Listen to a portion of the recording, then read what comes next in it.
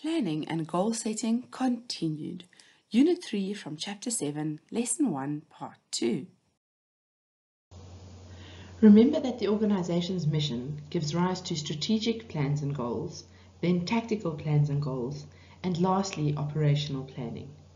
Operational planning directs employees and resources, and it has to guide them towards the efficient and effective performance that the organization requires to succeed. There are several planning approaches that assist in doing this, such as management by objectives, single-use plans, and standing plans.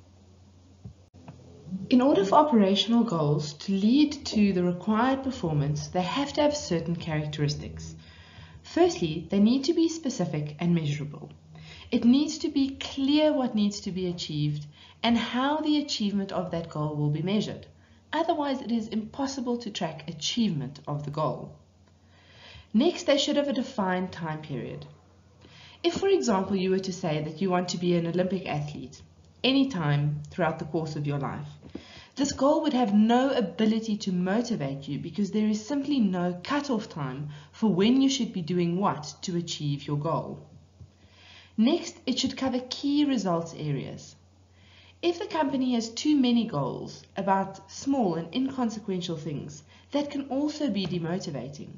Having goals only relating to key results areas is motivating because it tells employees what is most important to achieve. Goals should also be challenging. If there is no element of stretching the organization to achieve a high and lofty goal, then they are likely to rest on their laurels and potentially become insignificant. But goals should not be so challenging that they are entirely unachievable, as that is also demotivating. Lastly, goals should be linked to rewards. This links to human behavior, which we will discuss more in later units. But at the moment, I will say that employees are motivated to do something if they know that there is a specific reward that they can achieve for that. If, for example, the organization sets certain goals, but in all of their performance development discussions, they are not measuring or monitoring any of those goals, it sends the message to employees that these goals are not important. However, if our goals and employment performance discussions are connected, it sends the signal to employees that this is what they should be keeping themselves busy with.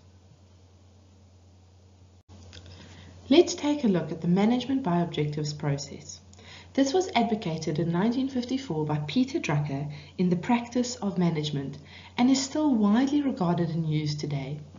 The management by objectives process outlines a method for defining the goals with the participation of employees and then monitoring performance and achievement of those goals. We can essentially look at this process as having 4 steps. Firstly, we need to set the goals. What are our corporate strategic goals? How does that translate into departmental and then individual goals? Next, we need to look at the action plans that need to be executed in order to achieve the stated goals. This then has to go to step 3, which is our review step. Firstly, we need to review our progress. Remember, if we have very specific goals, then we can measure our progress in achieving them. A very important part of this review process is to take corrective action when needed. An interesting example of this would be the sales figures that an organization sets. In the 2008 recession, for example, many auto manufacturers set certain goals for their companies to achieve very high levels of sales. Of course, their action plans supported this, and everyone thought it was a reasonable goal considering the preceding year's performance. However, when they did their mid and end of year reviews, they realized that they were not achieving the stated sales figures. They couldn't punish their salespeople for this because, of course, what had happened was that there had been a recession which influenced the spending power of consumers. The corrective action that they then had to take was to revise their action plan. Of course, they had to revise all of their sales figures and ambitions downwards a little bit, but they also had to be really practical about how they were still going to make some sales with the remainder of the financial year ahead of them.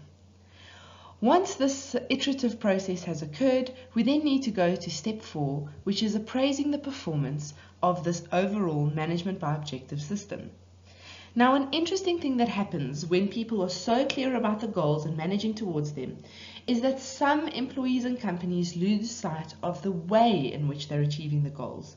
And it could, in some instances where there is not an ethical culture, lead to people specifically misleading senior management about how they have achieved the stated goals. And so an improvement on the management by objectives process is management by means.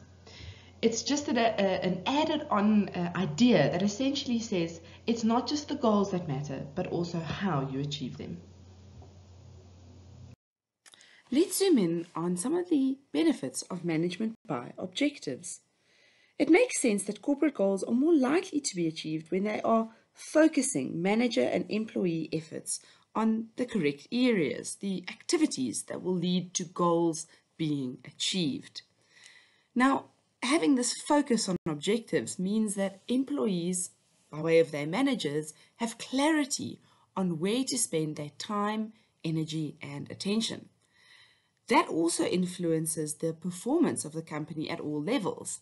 Goal clarity is generally a tremendous benefit in the achievement and participation of members, especially if they've also had an opportunity to be part of the process where the goals were conceived and decided on. Clarity also serves to improve the motivation that employees have and can be even more important over an extended period of time to maintain that level of motivation.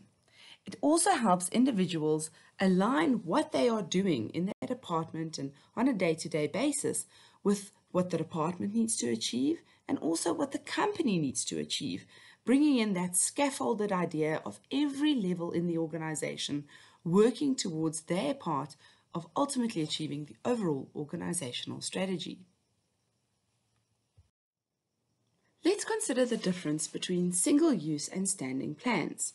Single-use plans are deployed and conceived when there is a particular one-time or once-off type of goal.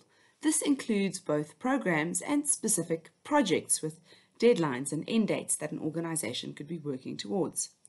Consider the decision after much research to build a new company headquarters. This is not something that happens frequently. The plans are not likely to be repeated soon, but it definitely does sound and is a project that has a start and completion date.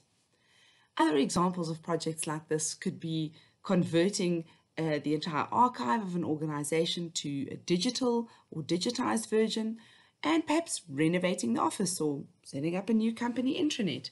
All of these are ad hoc in nature, making single-use plans appropriate for executing them. Standing plans are quite different. These refer to ongoing situations, plans that are deployed more than once or even persistently in organizations. We're looking at plans that help us deal with the kind of things that are going to occur fairly frequently and that shouldn't be unanticipated in an organization. So we can characterize these types of plans as requiring rules and having policies that support what's appropriate behavior and outlining procedures for the steps that should be followed. Consider organizational policies such as what to do in the case of a sexual harassment accusation, or the social media policy that many firms are turning towards to guide what the firm considers appropriate or inappropriate behavior. It would include things like, if you post, you must make clear that it's in your personal capacity. And the reason is, with the increasing use of social media, that firms can reasonably anticipate at some point they could have an employee that may defame the organization, creating reputational risk. It makes sense to have a policy that outlines their position and protects the organization. There can be certain rules in the company, some more formal than others. It might be a dress code, level of requirement or rules about how frequently we're going to reply to customer requests within 24 hours, for example, and there would be certain procedures in place. Does a certain retail organization have a policy about no question refunds? We want to delight our customers. So if they come in with that item of clothing and a slip, we're not going to ask any questions. We're going to refund them. We're going to make it nice and easy. And perhaps there could be a policy like refunding the money on a gift card so that they're sort of compelled to reuse the money at that particular organization. But these procedures simplify the complexity of many situations that need to be dealt with in an organization, and we can reduce that complexity by routinizing those sorts of procedures by policies and rule documents. This table presents some additional information on the major types of single-use and standing plans. Let's consider that for single-use plans, they are helping the organization to achieve one-time goals. They represent a major undertaking that might take several years to complete in the case of a program, and is also very large in scope and may subsume several different projects. In terms of a project, it's a set of plans that also helps to achieve a one-time goal, but is much smaller in scope and complexity than a program, often with a shorter horizon. Renovating an office is much easier than building a new headquarters from scratch. It's also often part of a larger program that the organization has going on. In terms of our standing plans, for policies, we can see that these would be fairly broad in scope, providing general guides to action, and they should be aligned to the organization's overall goals and strategic plans. It defines the boundaries within which to make decisions, and we would ideally see a link between the values of the organization and the kind of behaviors that they outline in their policies. Rules that are set may be much narrower in scope, describing how specific actions should be performed, and they could be quite specific to settings. Procedures often take the form of standard operating procedures. It defines a very precise series of steps that will be used to attain certain goals. Procedures, for example, of how to deal with grievances that either employees or customers might have of an organization.